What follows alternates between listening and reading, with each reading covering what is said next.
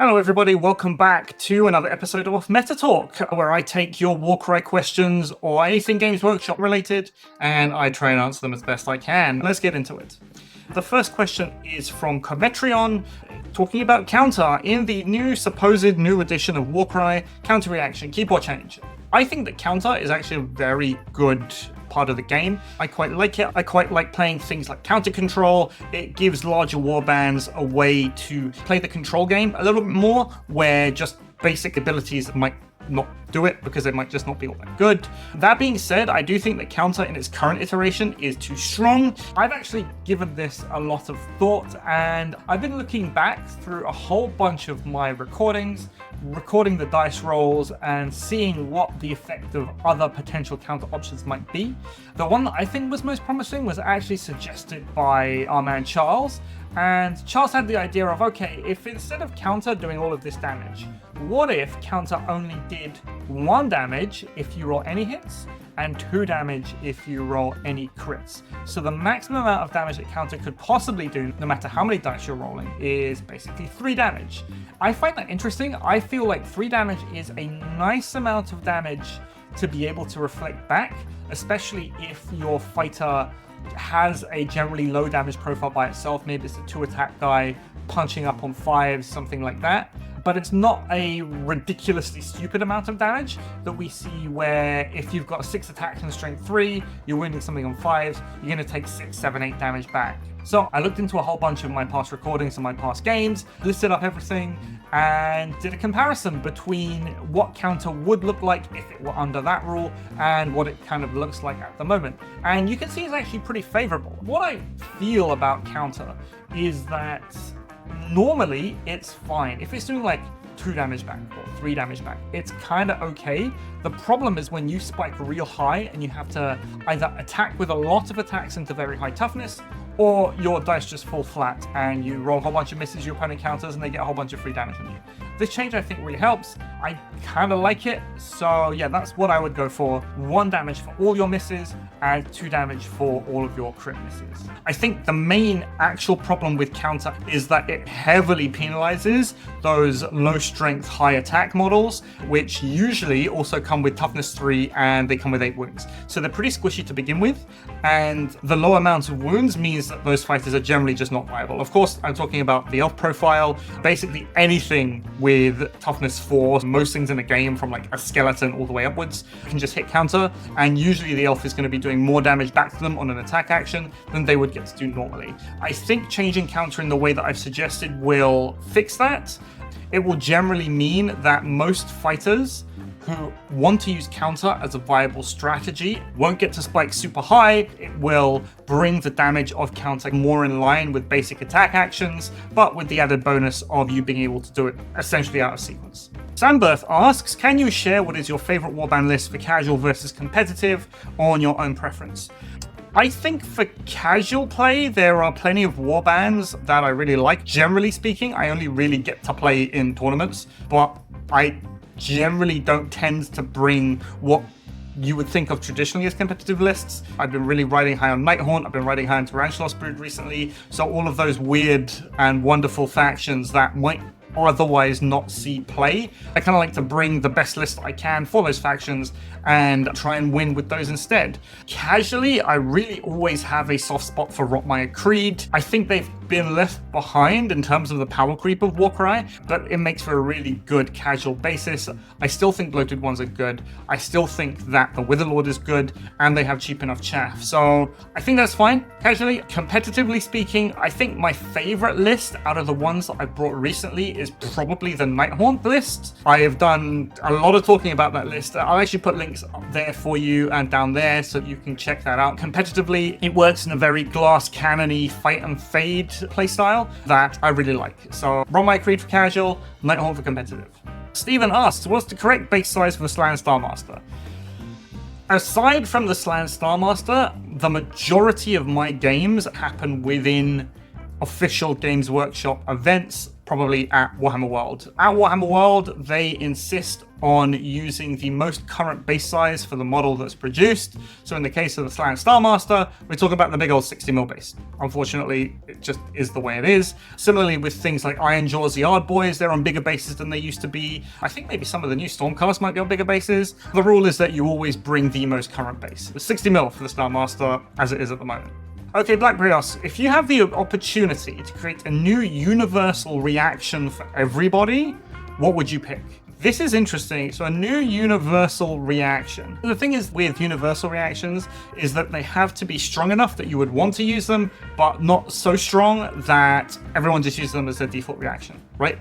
I'm thinking about games like Kill Team and other stuff like that. I think a dash reaction might be interesting. Something to the effect of if your opponent finishes a move action within 3 inches, you could react to make a move action of up to 3. Something allowing you to block off enemy movement, to get in there, to do all those sorts of things. That might be way too strong, possibly, probably. But there are other things you could do with the reaction system with a little bit of tweaking. Mechanically speaking, you can react to basically anything. In the core game rules, it says that you have to react to your opponent doing a thing, but there's nothing specifically disallowing, because there are exceptions to that rule.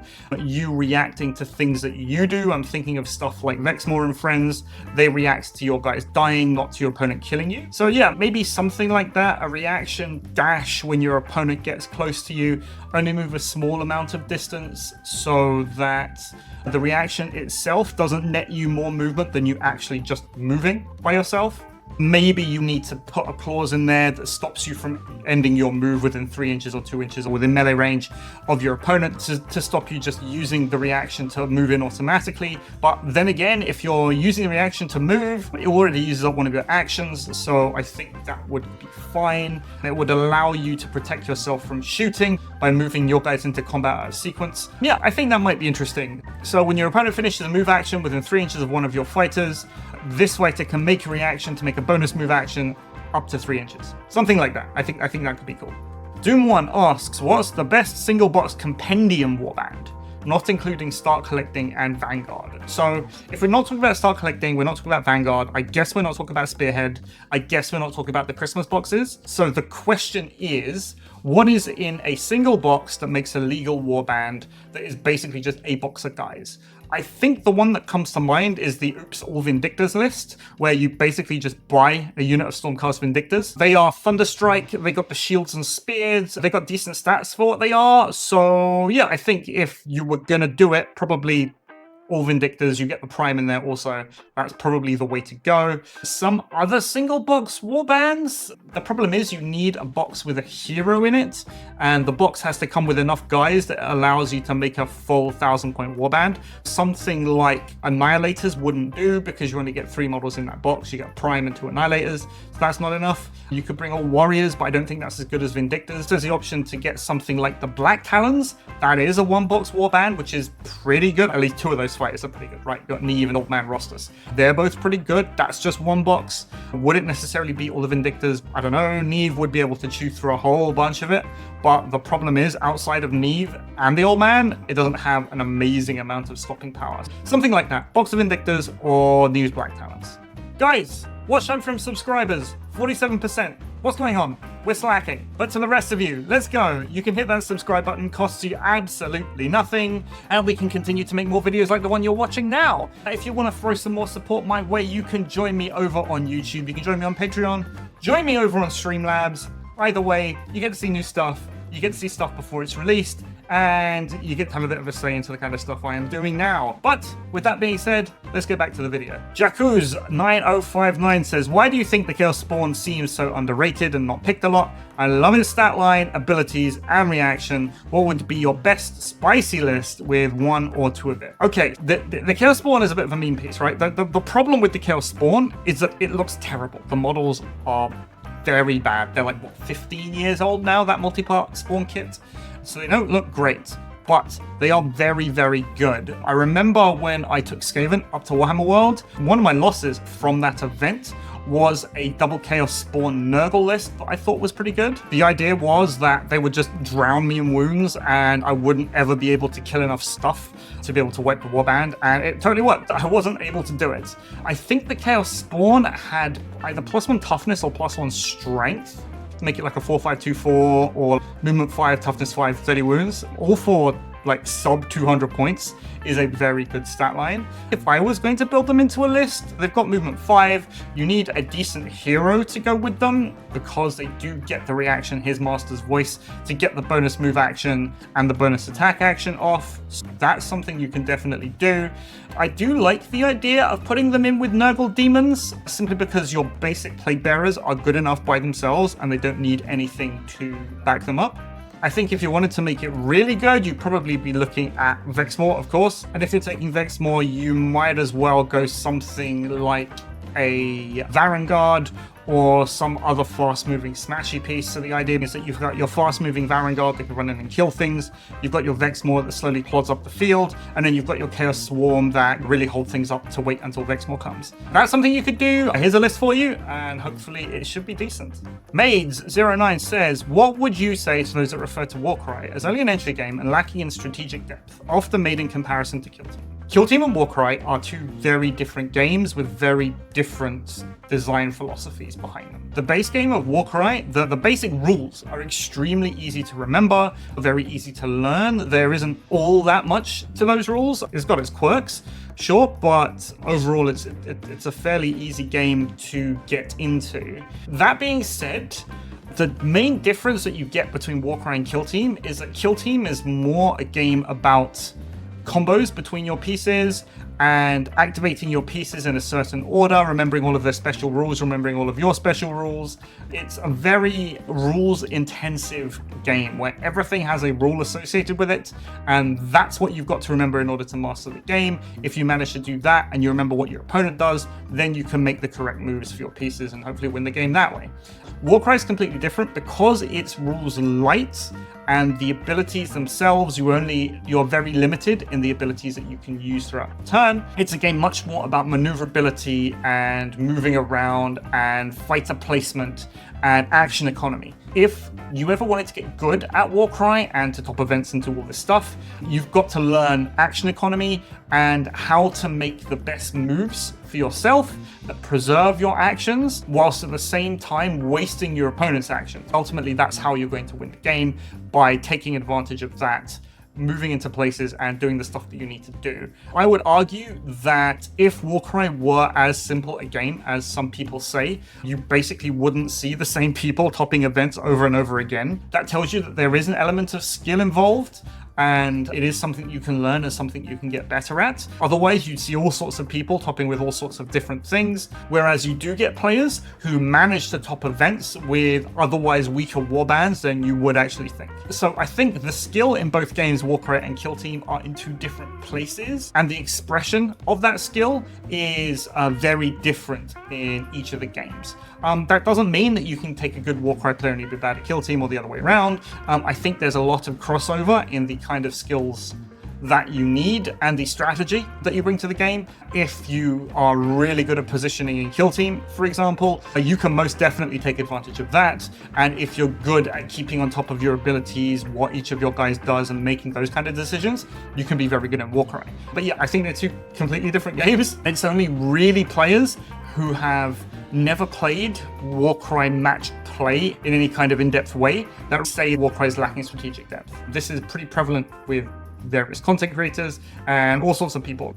When it comes down to it, I would argue that they haven't played enough Warcry to get into the depth of the game and about how maneuverability, movement, model placing, and action econ actually win. Chester asks, do you think the prominence of Bladeborn in competitive play is a gatekeeper for people who want to move beyond bespoke warbands into competitively viable warbands?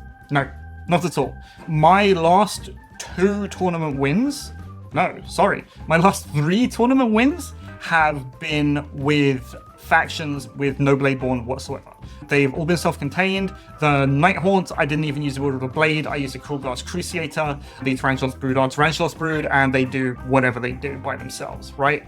If you want to play a bespoke warband, let's say Iron Golems, for example, and you want to take advantage of that really good battle trait they got, you can't bring Bladeborn anyway, because there are no Iron Golems Underworlds warbands, right? One of the things that the last update, the September update, did very well is they updated the points costs of a whole bunch of those Bladeborn. So now there aren't any really obvious choices, especially with Soulblight Gravelords. There are no Bladeborn fighters anymore that are 40 or 45 points. They're all more expensive than their equivalents in Soulblight, so there's no real example to bring them. Most of the time, what you'll find is people who are bringing Underworlds fighters. The only real exception to this is Vexmore. If you are playing a Chaos Warband and like a Chaos Soup style list, Vexmore is far and above the best option for you in terms of raw damage dealer, just because it's so cheap.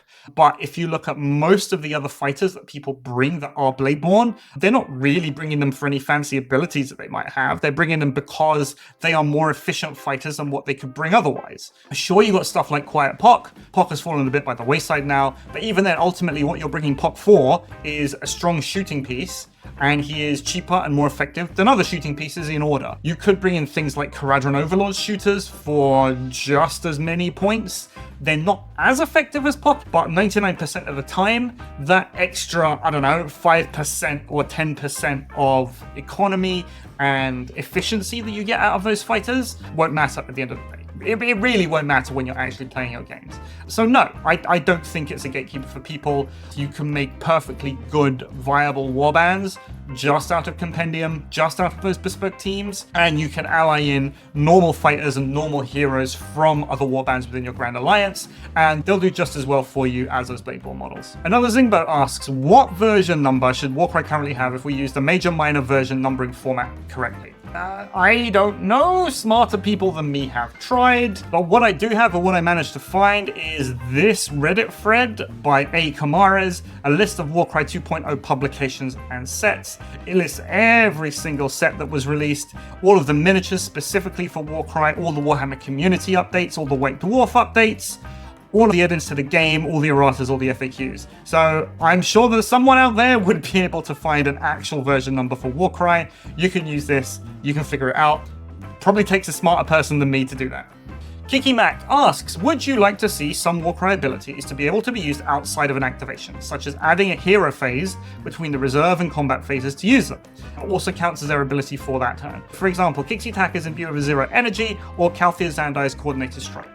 I think that adding a hero phase or something like that, it's a very interesting way to balance those abilities that otherwise become broken if you stack them. So let's take Coordinated Strike, for example. If you roll 2 triples, Calthea Zandai can basically use that twice, get a whole lot of additional economy out of those, and it breaks the game a little bit in terms of action economy and how you're supposed to play. Similarly with things like Resurrect, Resurrect is generally seen as being fine, but the problem is when you get multiple Resurrects off per turn, you can lump that into a hero phase, a wizard phase, or a magic phase, or whatever, only get one Resurrect, and I think that would be okay. What you have to remember is that fighters are able to activate, use an ability, wait, activate later, use an ability again. So those are really the abilities that I'm talking about. To give a further example, the Scuttling Symbiosis double from Tarantulas Brood is basically a free move or a free attack.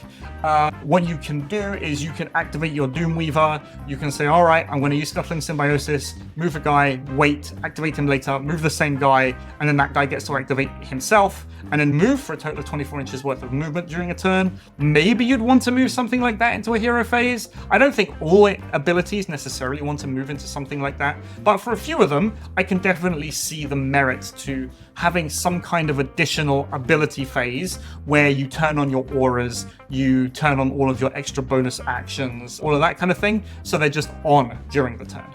And what that would do is some of those weaker abilities, like the +1 toughness abilities and +1 strength, all of these things that the timing is really awkward and no one seems to want to bring them because of that. So I'm mainly talking about wizard abilities here.